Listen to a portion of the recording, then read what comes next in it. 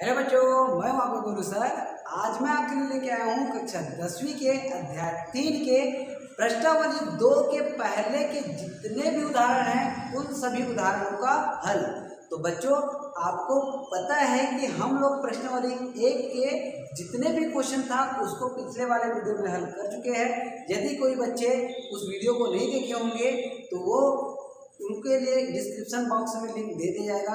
वे बच्चे वहां पर से उन वीडियोस को जरूर देख लीजिएगा, क्योंकि उन वीडियोस के हिसाब से आपको समझ में आएगा कि किसको हम वर्ग समीकरण कहते हैं, किसको हम वर्ग समीकरण नहीं कहते हैं। अब उसको पता करने के बाद आपको अगला वाला जो प्रश्न मिलने वाला है वो है उदाहरण नंबर पहला, जिसमें बोला गया है जांचिए कि x बराबर 1 तथा x बराबर ऋण 1 वर्ग समीकरण x square minus x plus 1 बराबर 0 के मूल है अथवा नहीं।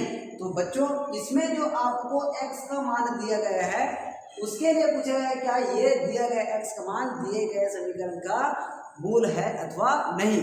तो आपको मैं अध्याय 1 में बताया था कि वहां पर जो आप x के लिए शून्य करके पढ़ते थे उसको आप अध्याय 3 में जब पढ़ेंगे तो शून्य न पढ़ के क्या पढ़ेंगे, मूल।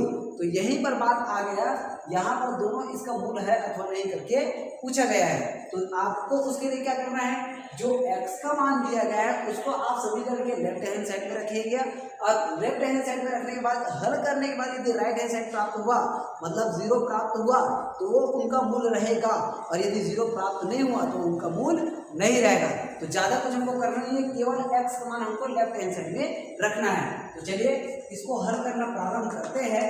तो हम क्या करेंगे, x बराबर, पहले क्या दिया है, x बराबर a कहाँ रखेंगे, लेफ्ट हैंड साइड या वर्ग समीकरण में रखने पर, वर्ग समीकरण में रखने पर। चलिए भाई वर्ग समीकरण में रखते हैं। तो देखिए वर्ग समीकरण हमको क्या मिला हुआ है, इसका हम ले लेते हैं कौन सा, लेफ्ट हैंड साइड। तो हमने क्या प्राप्त किया हुआ है, x का वर्ग ऋण x धन 1। तो आपको x बराबर क्या करना है, 1 रखना है।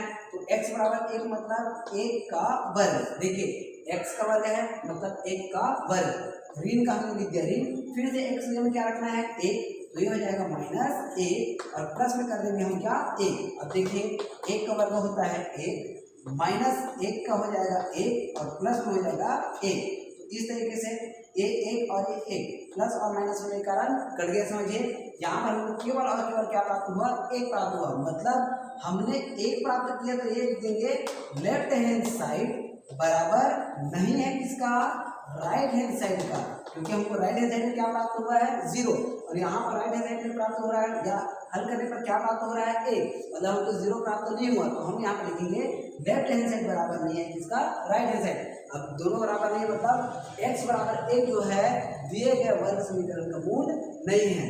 ये लिख दीजिएगा x बराबर 1 वर्ग समीकरण का मूल नहीं है। क्या, वर्ग समीकरण का मूल नहीं है। ये लीजिए। अब सेम टू सेम प्रोसेस आपको क्या करना है, x बराबर जो हमको मिला हुआ है ऋण 1, इसके लिए अपनाना है। तो चलिए x बराबर ऋण 1 के लिए अपनाते हैं। तो क्या हो जाना है, x बराबर ऋण 1 का मान कहाँ रखेंगे, समीकरण में रखने पर। समीकरण मत करिएगा, इसमें लिखिएगा वर्ग समीकरण, वर्ग समीकरण में रखने पर। चलिए भाई वर्ग समीकरण में मान रखते हैं। तो हम कहाँ मान रखते हैं, लेफ्ट हैंड साइड में। लेफ्ट हैंड साइड में क्या दिया हुआ है, x वर्ग माइनस x प्लस 1। तो चलिए x मान हमको रखना है क्या, -1। तो ये हो जाएगा -1, क्योंकि x का वर्ग है -1 का वर्ग। यहाँ पर माइनस तो हमने लिख दिया माइनस, x मान क्या प्राप्त हुआ है, -1, और प्लस में पहले से दिया हुआ है 1। तो ये हो जाएगा ऋण 1 का वर्ग मतलब 1, ऋण का हो जाता है धन, और यहाँ पर हम लिखेंगे 1 और प्लस में पहले से दिया हुआ है 1। इस तरीके से हमको क्या प्राप्त हुआ, 1 धन 1 धन 1 मतलब हो जाएगा 3। क्या समझ में आया, लेफ्ट हैंड साइड बराबर नहीं है राइट हैंड साइड, क्योंकि इसके राइट हैंड साइड में हमको 0 लाना था ना। तो हमको क्या प्राप्त होगा, 3, मतलब दोनों बराबर नहीं है।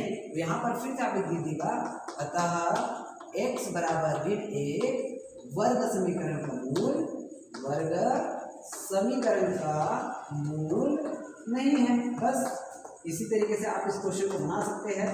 मतलब इसमें आप ये कह सकते हैं कि यदि आपको समीकरण का मूल है या नहीं करके पूछा जाए तो मान रखने पर यदि जीरो मिले, क्या x का मान वर्ग समीकरण पर रखने पे जीरो मिले तो आप लिखिएगा मूल है, जीरो ना मिले तो क्या लिखिएगा मूल नहीं है। तो चलिए अब हम बढ़ते हैं अपने अगले क्वेश्चन की ओर। तो चलिए बच्चों, आगे जो प्रश्न हमको मिला है वो है उदाहरण नंबर 2। इसमें भी बोला गया है जांचिए कि x बराबर 2, x बराबर 3 वर्ग समीकरण x square minus 5x plus 6 is equal to 0, मतलब x का वर्ग 5x धन 6 बराबर 0 के मूल है अथवा नहीं। तो आपको तो अब समझ में आ गया होगा कब दिया गया x का मान वर्ग समीकरण के मूल है या कब दिया गया x का मान वर्ग समीकरण का मूल नहीं होगा। तो सिंपल सी बात है, पहले हम x का मान रखेंगे लेफ्ट हैंड साइड में। तो चलिए x बराबर 2 का मान कहाँ रखेंगे, वर्ग समीकरण में रखने पर,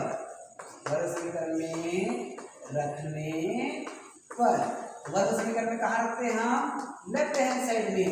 तो लेफ्ट हैंड साइड क्या दिया हुआ है भाई, x का वर्ग ऋण 5x धन 6, तो ये हो जाएगा हमारे पास x का वर्ग ऋण 5x धन 6।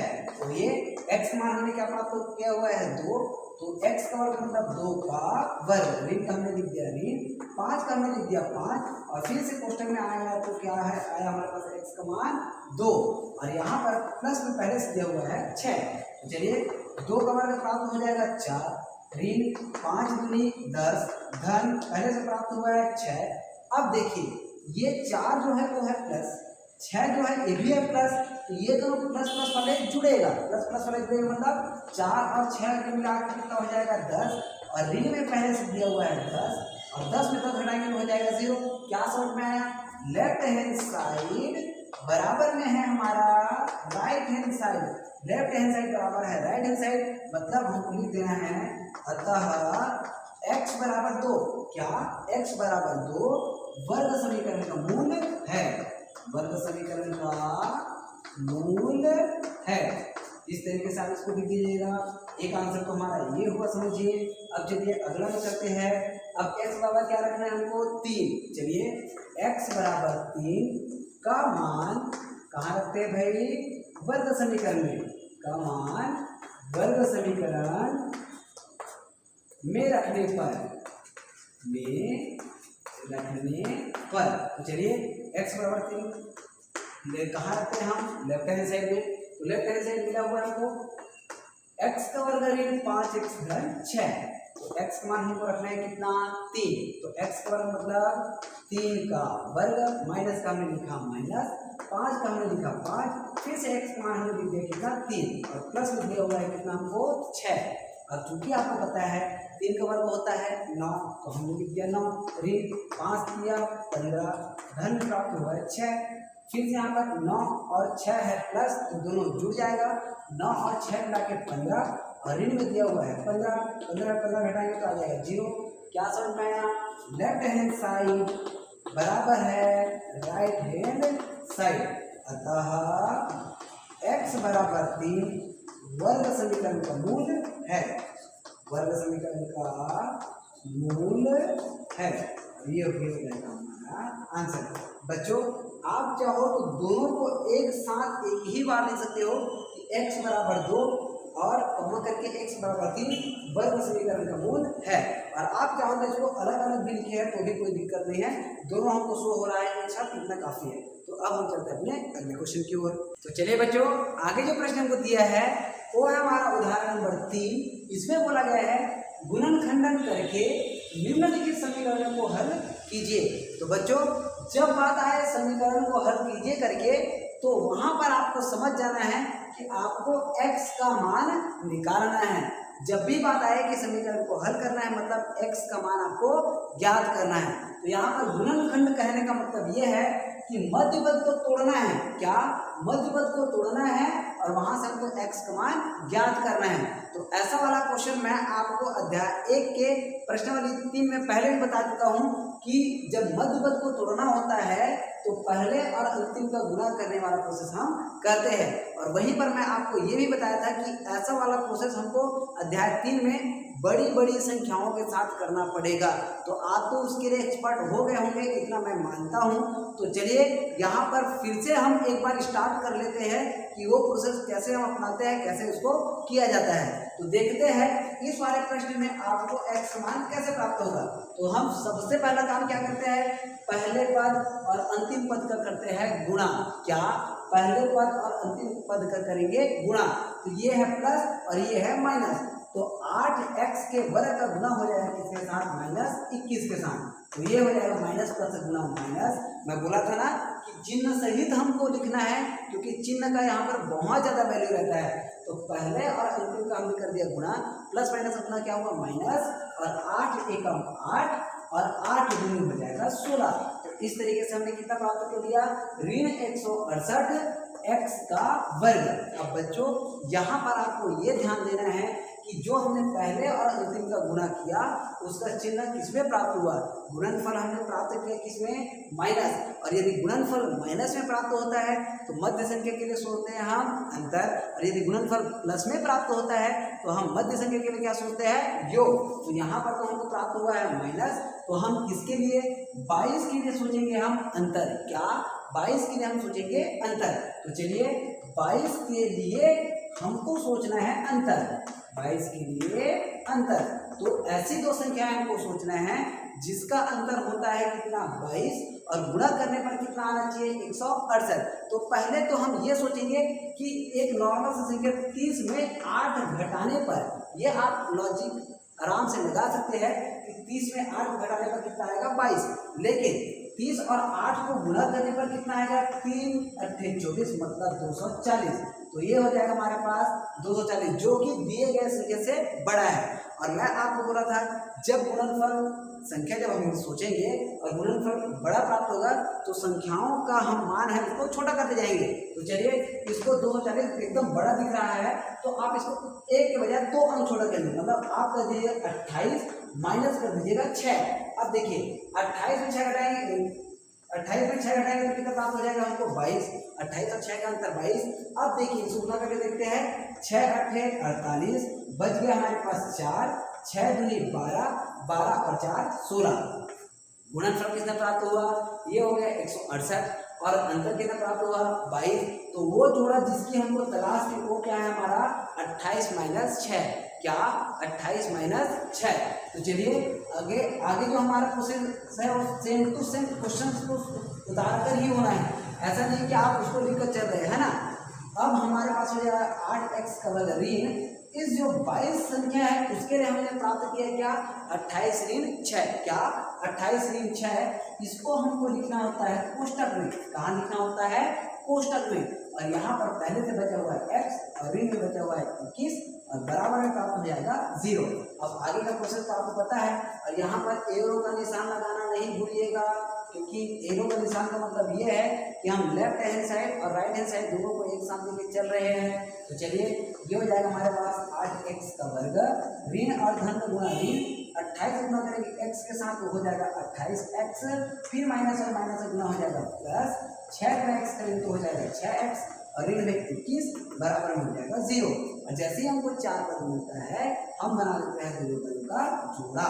तो चलिए भाई इस जोड़े से क्या बाहर निकलने वाला है, तो देखिए इसके अंदर भी 4 है, इसके अंदर भी 4 है, इसमें भी x है, इसमें भी x है, मतलब टोटल हमने क्या प्राप्त कर लिया 4x। और 4x जब बाहर निकला तो इसमें से बचा 2x।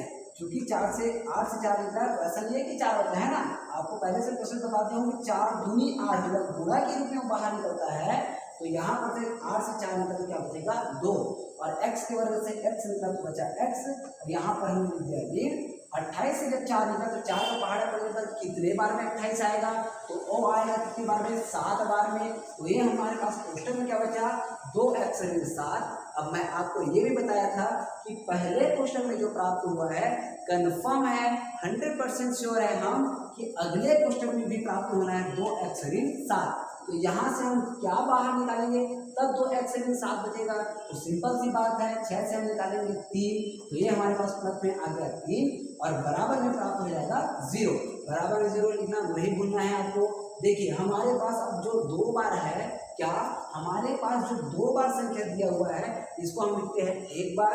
तो चलिए भाई एक बार लिख देते हैं 2x ऋण 7, ये जो 2 बार था इसको हमने लिख दिया एक बार, और अगले क्वेश्चन में लिख देंगे इसको जो बचा हुआ है 4x धन 3 और बराबर में हो जाएगा हमारे पास 0। अब इस स्थिति में क्या करना है, पहले के बराबर भी 0 लेके चलना है और दूसरे के बराबर भी 0 लेके चलना है। क्या पहले के बराबर भी 0 मतलब 2x ऋण 7 बराबर भी 0 और साथ ही साथ 4x धन 3 के बराबर भी 0। तो चलिए भाई अब यहाँ से हम x का मान निकालेंगे तो क्या प्राप्त होना है, 2x माइनस 7 इधर आके प्लस 7, और चूंकि हमको x का मान निकालना है तो 2 गुणा कर रहा है इधर आगे करेगा भाग, तो ये हो जाएगा हमारे पास x बराबर 7/2। यहाँ पर भी जब हम प्रोसेस करेंगे तो 4x का मान हमको प्राप्त करना है तो 3 प्लस इधर आके माइनस, तो ये हो जाएगा माइनस में 3, और x मान प्राप्त करना है तो ऋण 3 के बटे में आ जाएगा 4। तो इस तरीके से हमने x का टोटल मान प्राप्त किया 7/2 और ऋण 3/4, और यही हो जाएगा हमारा आंसर। तो बच्चों इस तरीके से आप क्या किसका मान प्राप्त कर लिए, x का मान। अब हम चलते हैं अपने अगले क्वेश्चन की ओर। तो चलिए बच्चों आगे जो प्रश्न हमको मिला है वो है x का वर्ग धन 2 कर्णी 2x ऋण 6 बराबर 0।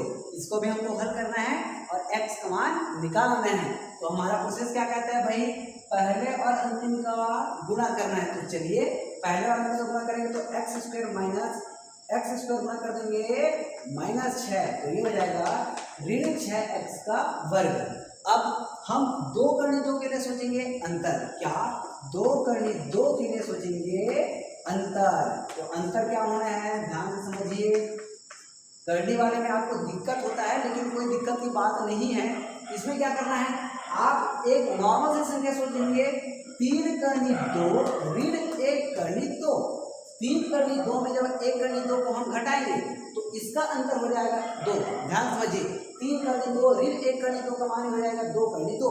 अब इन दोनों को जब हम गुणा करेंगे तो 3 एकम 3, क्या 3 एकम 3, और कर्णी 2 गुणा कर्णी 2 करेंगे तो इसका मान हो जाएगा 2, और 3 दूनी हो जाएगा कितना 6। क्या समझ में आया, जब इन दोनों संख्याओं को हमने घटाया तो अंतर प्राप्त हुआ 2 कर्णी 2, और जब इसको गुणा किए तो प्राप्त हुआ गुणनफल 6। मतलब यही वो जोड़ा है जिनके हमको तलाश थी। तो हम अपने प्रश्न में पुनः वापस आ जाते हैं। ये हो जाएगा x का वर्ग धन 2 कर्णी 2x ऋण 6 बराबर 0। अब हमने इसके लिए संख्या क्या सोचा है भाई, 3 कर्णी 2 ऋण 1 कर्णी 2, तो बस मान रखते जाते हैं। तो ये हो जाएगा x का वर्ग धन, इसके लिए हमने क्या प्राप्त किया है, 3 कर्णी 2 ऋण 1 कर्णी 2, और बाहर में क्या दिया हुआ है हमको x, और माइनस में मिला हुआ है 6, और बराबर में हो जाएगा 0।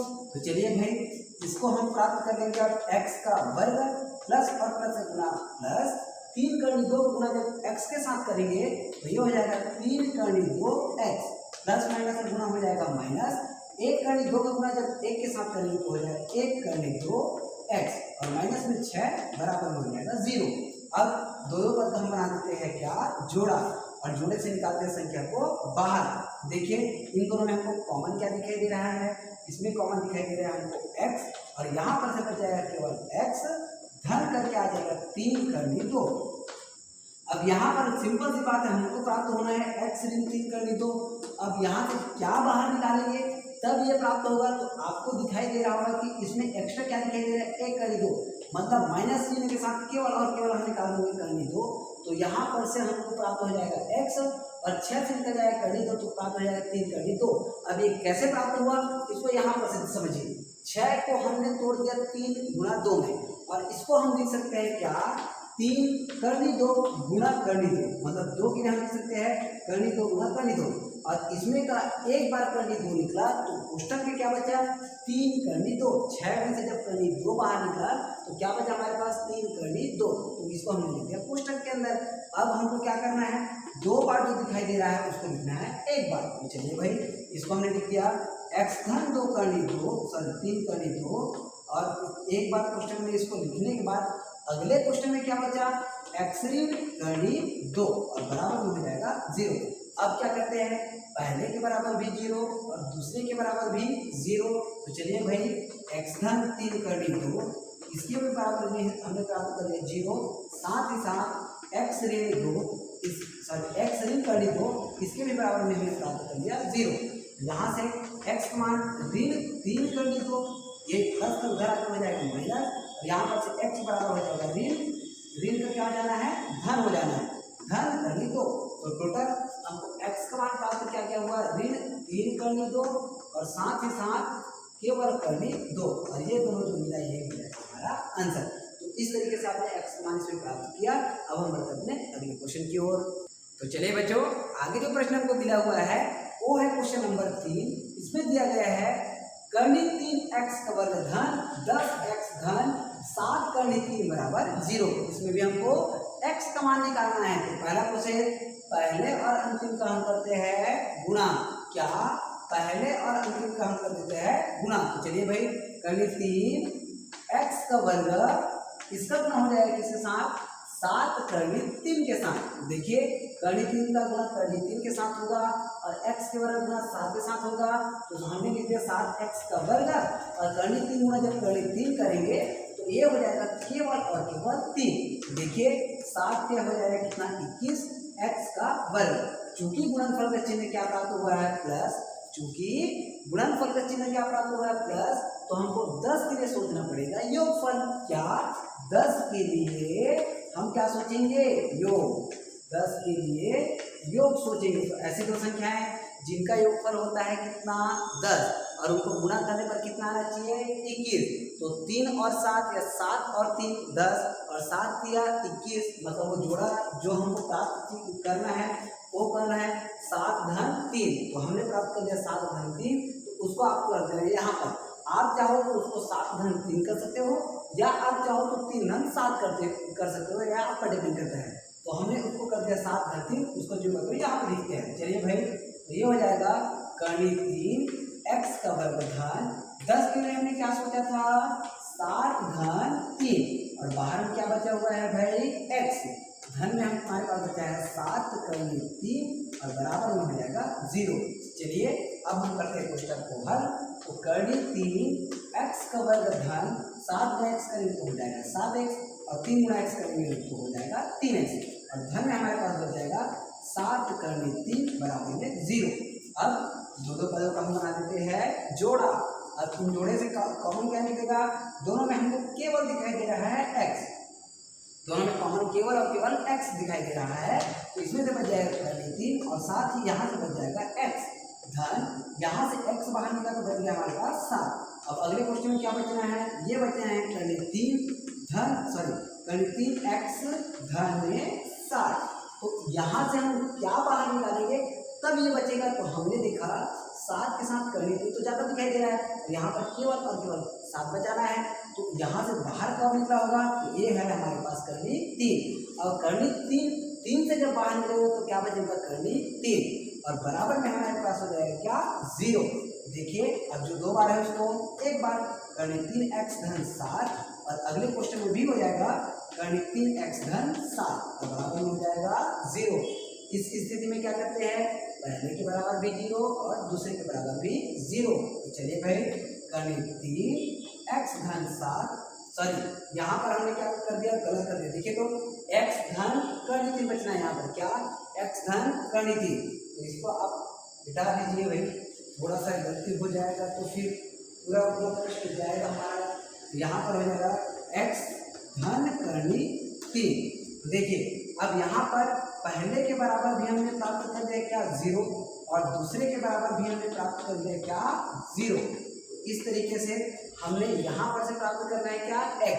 तो चलिए यहाँ पर पहले हो जाएगा कर्णी 3x प्लस 7 के इधर आके -7। अब देखिए केवल x का मान निकालना है, तो कर्णी 3 गुणा से इधर जाके करेगा भाग, ये हो जाएगा -7 के बटा में कर्णी 3। अब देखिए यहाँ पर हमको x का मान निकालना है, तो प्लस कर्णी 3 इधर जाके माइनस कर्णी 3, x बराबर में माइनस कर्णी 3। इस तरीके से हमको x का टोटल मान क्या प्राप्त हुआ, x बराबर हमको प्राप्त हुआ ऋण 7 बटा कर्णी 3 और केवल माइनस करनी 3, और ये दोनों जो मिला यही हो जाएगा हमारा आंसर। तो बच्चों इस तरीके से आप इस क्वेश्चन को बनाएंगे। अब हम बढ़ते अपने अगले क्वेश्चन की ओर। तो चलिए बच्चों, आगे जो प्रश्न हमको दिया गया है वो है उदाहरण नंबर 3 का प्रश्न नंबर 4। तो बच्चों ये जो प्रश्न है ये हमको यदि एग्जाम में देते हैं तो पूरे 6 नंबर का देंगे, और ऐसे ही क्वेश्चन आपका बहुत ही इंपॉर्टेंट प्रश्न रहता है, जिसको आपको अच्छे से पढ़ना है, अच्छे से समझना है। तो देखिए पहला काम आपको इसमें जो करना है वो रहेगा इसमें क्रिया गुणा करना। मतलब ये हमारा वर्ग समीकरण के रूप में भी मिला नहीं है, तो पहले आप इसको वर्ग समीकरण के रूप में बनाएंगे। तो इसके लिए आप इसको पहले करेंगे क्रिया गुणा। ध्यान से समझिए, इसमें हम कौन कौन सा प्रोसेस लगाकर पहले इसको हम वर्ग समीकरण के रूप में बना रहे हैं। तो चलिए इसमें पहला प्रोसेस हम क्या करेंगे, ये रहेगा हमारा क्रिया गुणा करना।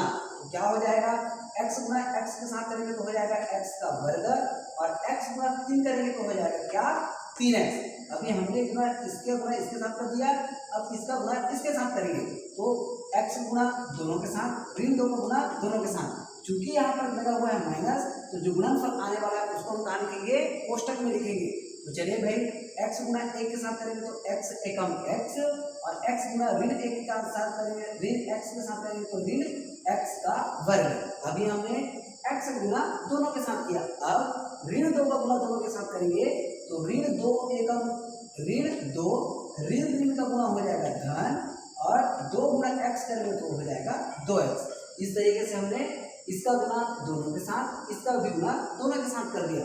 अब देखिए नीचे का गुणा नीचे के साथ करना है, तो क्या हो जाएगा हमारे पास, x गुणा x करेंगे तो हो जाएगा x का वर्ग, प्लस और माइनस गुणा हो जाएगा माइनस, और x गुणा 2 करेंगे तो हो जाएगा 2x।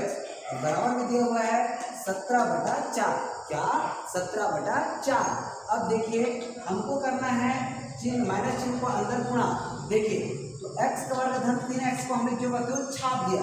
अब देखिए थोड़ा सा मैं आपको एक चीज बताता हूँ, x और 2x को मैं पहले जोड़ दिया। समझिए क्योंकि ये प्लस है और ये क्या है, प्लस है, तो इन दोनों को मैंने जोड़ दिया, तो 2x और 1x मिला के हो जाएगा 3x, और दोनों का चिन्ह प्लस है और बाहर में लगा हुआ है क्या, माइनस। तो प्लस और माइनस से गुणा माइनस, तो ये हो जाएगा माइनस 3x। क्या समझ में आया कि हमने इन दोनों को जोड़ा और जोड़ने पर आ गया 3x, उसका चिन्ह था प्लस, चूंकि बाहर में लगा है माइनस तो हम प्राप्त कर लिए माइनस 3x, और ये जाएगा माइनस का प्लस x का वर्ग, और ये भी माइनस का हो जाएगा प्लस 2। चूंकि चिन्ह यदि माइनस का लगा हुआ है कोष्टक के बाहर में, तो अंदर में जितना भी चिन्ह रहता है सब बदल जाता है। तो चलिए भाई नीचे में हमको क्या मिला हुआ है, x का वर्ग ऋण 2x, और बराबर में हो जाएगा 17/4। अब देखिए 3x यहाँ पर प्लस है और 3x यहाँ पर माइनस है, प्लस माइनस होने के कारण कट गया, और यहाँ पर x का वर्ग और x का वर्ग मिला के 2x का वर्ग, और धन में बचा हुआ है हमारे पास धन में 2, और बटा में x का वर्ग ऋण 2x, बराबर में 17/4।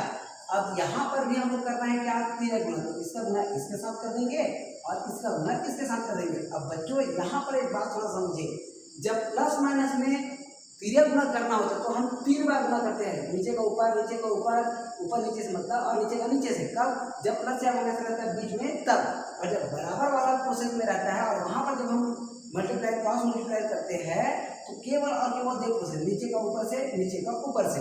यहाँ पर कर नीचे के नीचे से मत कर दीजिएगा, क्योंकि यहाँ पर बराबर वाले में केवल और केवल ऊपर नीचे का होता है।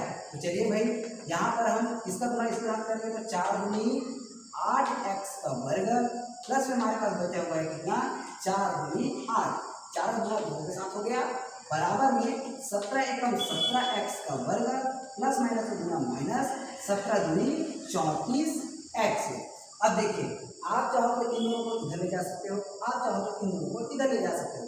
चलिए हम इसको इधर लेके आते हैं, तो पक्षांतरण जब करते हैं तो प्लस वाला माइनस, माइनस वाला प्लस। तो चलिए ये प्राप्त हो जाएगा हमको 8x का वर्ग ऋण 17x का वर्ग। हमने क्या किया, 17x के वर्ग वाले को प्लस इधर ले जाके माइनस, और माइनस वाले को इधर ले जाके क्या कर देंगे प्लस 34x, और पहले से हमारे पास क्या बचा हुआ है, धन में बचा हुआ है 8, और बराबर में जब पूरा का पूरा इधर आ गया तो हमारे पास क्या बचेगा भाई, 0। अब देखिए 17x का वर्ग प्लस है माइनस माइनस, और 8x का वर्ग क्या है, प्लस, एक प्लस है और एक माइनस, मतलब घटेगा। तो 17 में जब हम 8 को घटाएंगे तो हो जाएगा 9x का वर्ग। चूंकि चिन्ह बड़ी संख्या का लगाना है तो यहाँ पर क्या लग जाएगा माइनस, और यहाँ पर बचा हमारे पास 34x, धन में बचा हमारे पास 8। अब देखिए चूंकि हमारे पास जो वर्ग वाला पद है वो माइनस है, बात समझिएगा, यहाँ पर बराबर में जो लिखना है 9x का वर्ग, वर्ग वाले पद किसमें है, माइनस में है। तो जब ये माइनस में है तो आप एक काम करिएगा कि दोनों पक्षों में आप माइनस चिन्ह को कर देंगे गुणा। केवल और केवल एक प्रोसेस इसलिए कर रहे हैं क्योंकि वर्ग वाला पद किसमें है, माइनस में है, पूरे पद में हम कर देंगे माइनस चिन्ह का गुणा। या आप ये भी सोच सकते हो कि सभी पदों को हम उधर ले जा रहे हैं, जिसे माइनस वाला इधर आगे प्लस, प्लस वाला माइनस और प्लस वाला माइनस। क्या समझ में आया कि वर्ग वाला पद को माइनस प्लस करने के लिए पूरे पद में हम माइनस चिन्ह का गुणा कर रहे हैं, ये भी सोच सकते हैं। तो चलिए ये हो जाएगा 9x का वर्ग, ये प्लस हो जाएगा माइनस 34x, और ये प्लस का भी हो जाएगा माइनस 8 और बराबर में हो जाएगा 0। अब ये जो मिला ये है हमारा वर्ग समीकरण, और इस तरीके का क्वेश्चन जो आता है उसको आप बनाना जानते हैं। पहला प्रोसेस पहले और अंतिम का गुणा।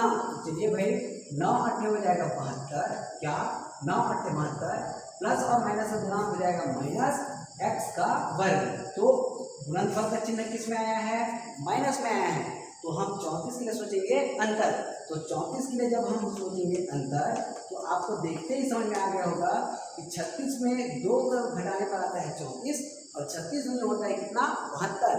तो इस तरीके से हमको नया संख्या जो मिला वो क्या मिला 36 ऋण 2। तो चलिए भाई 9x का वर्ग ऋण 34 के लिए हमको क्या मिला 36 ऋण 2, और बाहर में बचा हुआ है x और माइनस में बचा हुआ है 8 और बराबर में हो जाएगा 0। देखिए अब 9x का वर्ग जो मिला है, अब माइनस चिन्ह को हम अंदर गुणा करेंगे, माइनस प्लस से गुणा माइनस 36 गुणा x करेंगे तो हो जाएगा 36x, माइनस माइनस से गुणा हो जाएगा प्लस 2 गुणा x करेंगे तो हो जाएगा 2x, और माइनस में बचा हुआ है 8 बराबर में 0। अब दो पद का हम बना देते हैं जोड़ा। देखिए इस जोड़े से बाहर क्या निकल रहा है, यहाँ से बाहर निकला 9x, यहाँ पर बच गया केवल और केवल x। यहाँ पर से क्या बचा भाई 9x बाहर निकला तो बच गया हमारे पास 4। अब यहाँ से हमको x ऋण 4 बचाना है, तो यहाँ से x ऋण 4 कब बचेगा, जब यहाँ से बाहर निकालेंगे किसको 2 को, तो ये हम निकाल रहे धन 2 बराबर में हो जाएगा 0। अब इस स्थिति में जो 2 बार आया है उसको हम लिखते हैं एक बार, तो ये हो गया x ऋण 4, और अगला क्वेश्चन में क्या आ जाएगा 9x धन 2 और बराबर में हो जाएगा 0। फिर पहले के बराबर भी 0 और दूसरे के बराबर भी 0। तो यहाँ से हमको क्या मिला भाई x बराबर मिल गया 4, और यहाँ पर से हमको 9x बराबर मिल गया ऋण 2, और x बराबर मिल जाएगा ऋण 2 के बदले में 9। तो टोटल x बराबर हमको क्या क्या मिला, x बराबर मिल गया हमको 4 और क्या मिल गया ऋण 2/9। तो बच्चों इस तरीके से जो मान मिला, जो मान मिला ये हो जाएगा हमारा आंसर। कभी कभी क्या होगा आपको 2/9 पहले मिलेगा, 4 जो है बाद में मिलेगा, तो वहाँ पर आपको घबराने की जरूरत नहीं है। आपका मान आगे पीछे हो सकता है, अलग नहीं होगा, आगे पीछे हो सकता है, इससे कोई दिक्कत नहीं है, कोई प्रॉब्लम नहीं है, आपका आंसर सही रहेगा। तो इस तरीके से इस प्रश्नावली के पहले जितने भी उदाहरण हैं उनको हमने हल कर लिया। अब हम चलते हैं अपने प्रश्नावली के क्वेश्चन की ओर। तो चलिए बच्चों आगे जो हमको प्रश्न दिया है वो है प्रश्नावली 2 का क्वेश्चन नंबर पहला। इसमें बोला गया है जांचिए कि दिए गए मान समीकरण के मूल है अथवा नहीं। तो ये वाला क्वेश्चन आपको उदाहरण नंबर पहला, उदाहरण नंबर दूसरा में पूरे डिटेल में बता दिया गया है। इसमें आपको क्या करना होता है, जो मान आपको दिया गया है उसको आप समीकरण में रखेंगे, हल करेंगे। यदि 0 आया, हल करने पर यदि 0 आया तो मूल है, यदि 0 नहीं आया तो मूल नहीं है। तो चलिए सीधा सीधा हम हल करना प्रारंभ करते हैं। तो पहला काम x बराबर क्या रखना है हमको 2 का मान कहाँ रखना है, समीकरण में, का मान समीकरण में रखने पर, समीकरण में रखने पर। तो चलिए भाई मान रखते हैं हम, कितना रखना है 2, तो कहाँ मान रखते हैं हम, लेफ्ट हैंड साइड में। तो ये हो जाएगा हमारे पास 2, x का मान हमने प्राप्त कर लिया 2, x का वर्ग है तो ये हो जाएगा 2 का वर्ग, धन फिर से x आया मतलब 2, ऋण में आ जाएगा 6। अब देखिए ये 2 का हमने लिख दिया 2, और 2 का वर्ग होता है कितना 4, धन में प्राप्त हो जाएगा 2 और ऋण में प्राप्त हो जाएगा 6। तो पहले हम बात को हल करते हैं, तो 2 चौक हो जाएगा 8 और धन में प्राप्त हो जाएगा 2 और ऋण में प्राप्त हो जाएगा 6।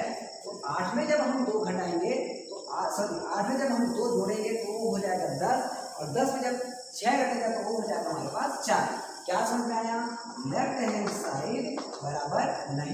किसका, राइट हैंड साइड का, क्योंकि हमको राइट हैंड साइड में 0 प्राप्त करना था ना, ये तो बराबर नहीं है। अब हम बढ़ते हैं अपने अगले क्वेश्चन की ओर, अगले मान की ओर। अगले मान में हमको x बराबर क्या रखना है, ऋण 3/2 का मान समीकरण में रखने पर, क्या समीकरण में रखने पर। चलिए भाई, समीकरण में जब मान रखेंगे तो क्या हो जाएगा, लेफ्ट हैंड साइड में मान रखते हैं x का वर्ग धन x ऋण 6, तो x मान हमको रखना है ऋण 3/2। अब देखिए ऋण 3/2, चूंकि x का वर्ग है तो ऋण 3/2 का वर्ग, धन का हमने लिख दिया धन x मान ऋण 3/2 और माइनस में दिया हुआ है को 6। तो चलिए भाई, ऋण का वर्ग होता है धन, 3 का वर्ग हो जाएगा 9 और 2 का वर्ग हो जाएगा 4, प्लस माइनस में गुना माइनस, 3 के बटा में हो जाएगा 2 और माइनस में मिल जाएगा 6, बटा में कुछ नहीं मतलब 1। अब इसको हम कर देते हैं 3 गुना, तो 2 में 18 माइनस 4 3 12 बटा में 4 2 8 और माइनस में 6 बटा में 1। देखिए 18 में जब हम 12 घटाएंगे तो हो जाएगा 6 और बटा में हो जाएगा 8 ऋण 6 बटा में 1। और फिर से इसको 3 गुना करते हैं, क्या होगा 6 एकम 6 ऋण 6 8 48 और बटा में 8 एकम 8। अब ये हो जाएगा 48 में जब 6 घटेगा तो ऋण 42 के बटा में 8। देखिए ये आप घटाना चाहो तो घटा सकते हो, नहीं घटाना चाहते तो भी समझ में आ गया कि लेफ्ट हैंड साइड बराबर नहीं है किसका, राइट हैंड साइड का। और जब लेफ्ट हैंड साइड बराबर नहीं है राइट हैंड साइड का तो आपको लिख देना है अतः x बराबर 2 और x बराबर ऋण 3/2 वर्ग समीकरण के मूल, वर्ग समीकरण के मूल नहीं है, मूल नहीं है। और ये हो जाएगा हमारा आंसर। तो इस तरीके से क्वेश्चन नंबर फर्स्ट हमने बना लिया। अब हम चलते हैं अपने अगले क्वेश्चन की ओर। तो चलिए बच्चों, आगे जो प्रश्न हमको दिया गया है ये है क्वेश्चन नंबर 2। इसमें दिया गया है x² - 4x + 4 = 0, जिसके लिए x मान दिया हुआ है हमको 2 और x मान दिया हुआ है ऋण 3। तो चलिए बच्चों, अब इसको हम हल करते हैं। तो अब इसको मैं एकदम डिटेल में नहीं लिख रहा हूँ, आपको कैसे लिखना है मैं आपको बता दिया हूँ। तो सीधा सीधा x मान हम क्या रखेंगे 2, कहाँ, लेफ्ट हैंड साइड में। चलिए मैं इसका मान रख दिया कहाँ पे, left hand side, x² - 4x minus में प्लस में 4। देखिए x बराबर हमको रखना है 2, हमने लिख दिया 2 का वर्ग, माइनस का माइनस, x मान 2 और धन में हो जाएगा 4। तो 2 का वर्ग कितना होगा भाई 4 और 4 दूनी 8 और धन में हो जाएगा 4। 4 और 4 प्लस है तो जुड़ेगा, 4 और 4 हो जाएगा 8, ऋण में हो जाएगा 8 और 8 में 8 घटाएंगे तो 0। क्या समझ में आया, लेफ्ट हैंड साइड बराबर राइट हैंड साइड। अब जब दोनों बराबर हुआ मतलब x बराबर 2 वर्ग समीकरण के मूल है, वर्ग समीकरण के मूल है। ये तो हो गया इसके लिए आंसर। लेकिन अब देखते हैं अगले मान जो है वो वर्ग समीकरण के मूल है अथवा नहीं। तो हमने देखा x बराबर क्या रखना है भाई ऋण 3। तो चलिए मान रखते हैं लेफ्ट हैंड साइड, x का वर्ग ऋण 4x धन 4। चलिए x मान रखना है ऋण 3, मतलब ऋण 3 का हो जाएगा वर्ग, ऋण का 4 का ऋण 4 हमने लिख दिया, x का मान फिर से आ गया ऋण 3, धन हो जाएगा 4। ऋण हो या धन हो, यदि उसका वर्ग है तो धनात्मक ही मिलता है।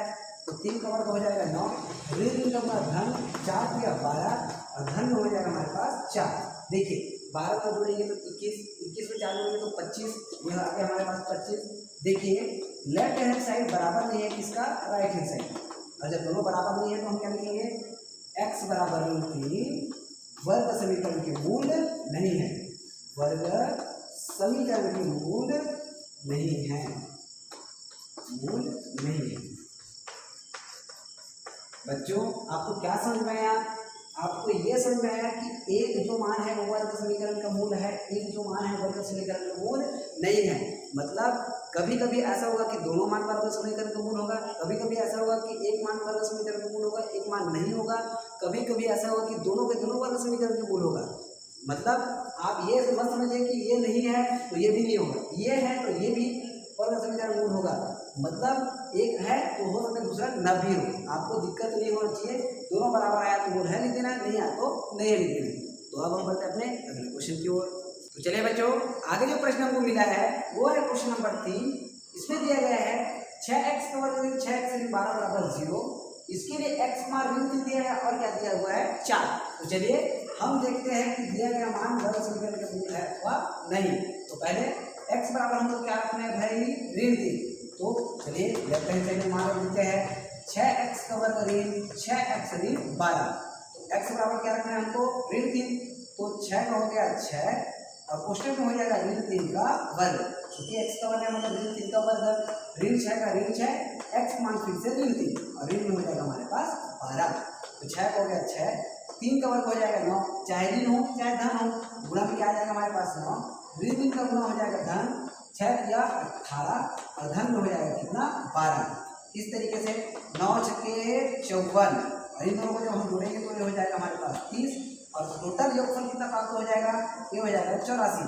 लेफ्ट हैंड साइड बराबर नहीं है राइट हैंड साइड, मतलब x बराबर ऋण 3 वर्ग समीकरण के मूल नहीं है, वर्ग समीकरण के मूल नहीं है।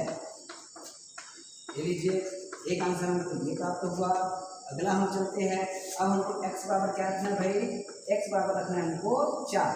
तो x का मान कहाँ रख देना है, लेफ्ट हैंड साइड में 6x का वर्ग ऋण 6x ऋण में हो जाएगा 12। चलिए मान रखते हैं 6 का हो गया 6, ये हो गया 4 का वर्ग ऋण 6 फिर से x का मान हो जाएगा 4 ऋण में हो जाएगा 12। 6 का हो गया 6, 4 का वर्ग होता है 16 ऋण 6 का हो जाएगा 24 ऋण में हो जाएगा 12। 16 छक्के 16 पंचे 80, 16 छक्के 96 ऋण 12 और 24 में जोड़ने पर आ जाएगा 36 और 96 में जब 36 घटाएंगे तो हो जाएगा कितना 60। इसमें भी हमको प्राप्त हुआ लेफ्ट हैंड साइड बराबर नहीं है किसका, राइट हैंड साइड। तो यहाँ पर भी हमको लिख देना है x बराबर 4 वर्ग समीकरण के मूल नहीं है, वर्ग समीकरण के मूल नहीं है। इस तरीके से ये हो जाएगा हमारा आंसर। तो चलिए बच्चों अब हम चलते हैं अपने अगले क्वेश्चन की ओर। चलिए बच्चों आगे जो प्रश्न हमको दिया गया है ये है क्वेश्चन नंबर 4, जिसमें दिया है 4x का वर्ग 9x बराबर 0 के लिए x मान 0 और x मान 9/4। तो चलिए हल करते हैं। पहले हम x बराबर क्या रखेंगे भाई 0। तो चलिए लेफ्ट हैंड साइड में रख देते हैं 0। तो 4x का वर्ग 9x में हमको 4x मान क्या रखना है 0, मतलब 0 का वर्ग ऋण में हो जाएगा 9 फिर से x मान हम रख देंगे 0। तो 4 गुना 0 का वर्ग मतलब 0 ऋण 9 का गुना करेंगे किसके साथ, शून्य के साथ, 9 शून्य में शून्य, 4 शून्य में शून्य ऋण शून्य, इसका मान क्या होगा 0, मतलब लेफ्ट हैंड साइड बराबर है किसका, राइट हैंड साइड। और दोनों जब बराबर है मतलब x बराबर 0 वर्ग समीकरण के मूल है, वर्ग समीकरण के मूल है लिख देना है। ये हो जाएगा हमारा एक के लिए आंसर। तो चलिए अब हम अगले के लिए चलते हैं। अब x बराबर हम रखते हैं कितना 9/4, कहाँ लेफ्ट हैंड साइड में। तो ये हो जाएगा हमारे पास लेफ्ट हैंड साइड में 4x का वर्ग ऋण 9x।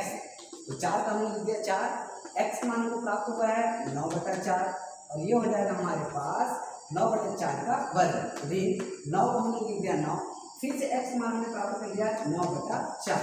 देखिए सॉरी ये हो गया हमारा वर्ग। देखिए 9 का वर्ग हो जाएगा 81, 4 का वर्ग हो जाएगा 16। तो ये मिला हमको 4 गुना 81/4 और 4 का वर्ग कितना हो जाएगा बोले हम 16 ऋण 9 मिया 81 और बटे में हो जाएगा कितना 4। अब देखिए 4 एकम 4 और 4 चौक हो जाएगा 16, क्या 4 एकम 4 4 चौक 16। ये हमको मिल जाएगा 81/4 ऋण 81/4 और जब दोनों में 81/4 में 81/4 घटेगा तो क्या प्राप्त होगा भाई 0, मतलब लेफ्ट हैंड साइड बराबर है किसका, राइट हैंड साइड का। और दोनों जब बराबर है यहाँ पर लिख देना है अतः x बराबर 9/4 वर्ग समीकरण के मूल है, वर्ग समीकरण के मूल है। इस तरीके से ये हो जाएगा हमारा आंसर। तो अब हम बढ़ते हैं अपने अगले क्वेश्चन की ओर। तो चलिए बच्चों आगे जो प्रश्न हमको मिला है वो है क्वेश्चन नंबर 5। इसमें दिया गया है x² - 3√3x + 6 = 0, जिसके लिए हमको x का मान दिया है गणित और एक x का मान दिया है 2 गणित। तो चलिए अब हम इसको करते हैं हल और रखते हैं मान। तो x बराबर हम पहले क्या रखेंगे गणित। चलिए भाई लेफ्ट हैंड साइड में मान रखते हैं x² - 3√3x + 6, ये हो जाएगा x मान करनी 3, क्योंकि x का वर्ग है तो करनी 3 का वर्ग, ऋण 3 करनी 3 और x मान फिर से हम रख देंगे क्या, करनी 3 और प्लस में दिया हुआ है हमको 6, तो ये हो गया करनी 3 का वर्ग 3, ऋण का हो गया ऋण 3 का हो गया 3, सॉरी ऋण का ऋण हो गया है ना, करनी 3 गुना करनी 3 पर करने पर क्या आता है भाई 3 और पहले से दिया हुआ हमको 6। अब देखिए 3 और 3 6 जो है ये है प्लस में, तो 3 और 6 मिला के हो जाएगा 9, ऋण 3 किया कितना हो जाएगा 9, क्या समझ में आया, 9 में 9 घटाने पर 0, तो लेफ्ट हैंड साइड बराबर में है क्या, राइट हैंड साइड, मतलब x बराबर करनी 3 वर्ग समीकरण के मूल्य है, वर्ग समीकरण के मूल्य है।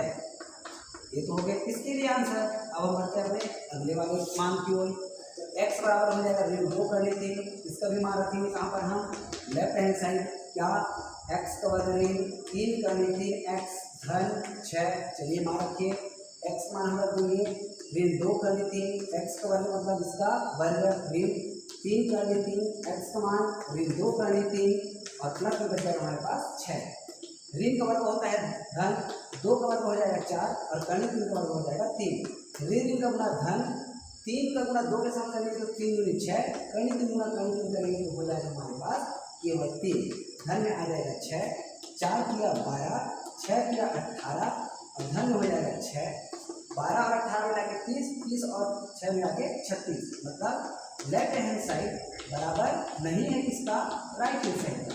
अब दोनों बराबर नहीं है मतलब, अतः ऋण 2 करनी 3 वर्ग समीकरण के मूल नहीं है, के मूल नहीं है, ये लीजिए और ये हो जाएगा हमारा आंसर। तो बच्चों इस तरीके से आपने प्रश्नावली का क्वेश्चन नंबर फर्स्ट का पूरा क्वेश्चन बना लिए। तो आज के लिए बस इतना ही, कल के वीडियो में हम पढ़ेंगे इस प्रश्नावली के आगे के जितने भी क्वेश्चन हैं इन सब का सॉल्यूशन। तो आपका काम ज़्यादा से ज़्यादा बच्चों तक हमारे इस चैनल को पहुंचाना, ताकि 9वीं और 10वीं के हर एक बच्चों के पास 9वीं और 10वीं के हर एक क्वेश्चन का सॉल्यूशन रह सके। Thank you.